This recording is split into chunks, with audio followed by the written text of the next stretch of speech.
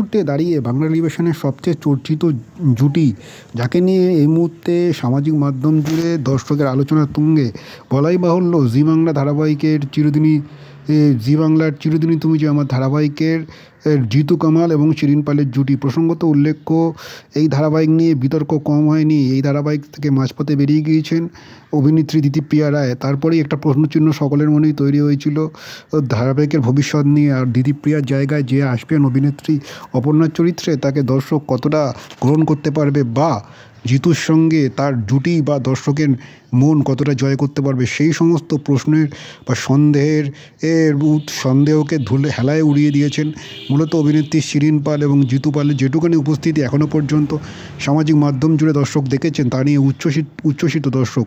তারা তাদেরকে সাদরে গ্রহণ করছেন। তারা মনে করছেন আগামী দিনে এই জুটি আরও বড় ইতিহাস তৈরি করতে পারে বাংলা টেলিভিশনে, এমনটাই মনে করছেন।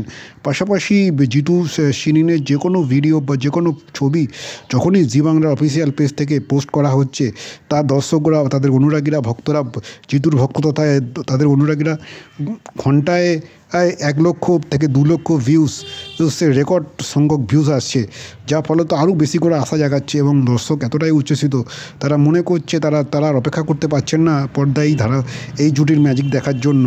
আর সব মিলিয়ে জিতু এবং শিরিনের এই জুটিকে নিয়ে তাদের অনুরাগীরা বা দর্শক এতটাই উচ্ছ্বসিত, তাদের একটা নামকরণও ঠিক করে নিয়েছে। জিতু শিরিনের এই জুটিকে দর্শক ইতিমধ্যেই জিরিন নামে অভিহিত করছেন।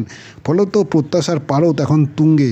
প্রসঙ্গত উল্লেখ্য, আজ বৃহস্পতিবার যখন টিআরপি ফলাফল প্রকাশ পেয়েছে, সেখানেও গত সপ্তাহে সকলেই জানেন যে এই ধারাবাহিক দিতিপ্রিয়াকে ছাড়াই কার্যত একার কাঁধে টেনে নিয়ে গেছিলেন নায়িকা ছাড়াই অভিনেতা জিতু কামাল।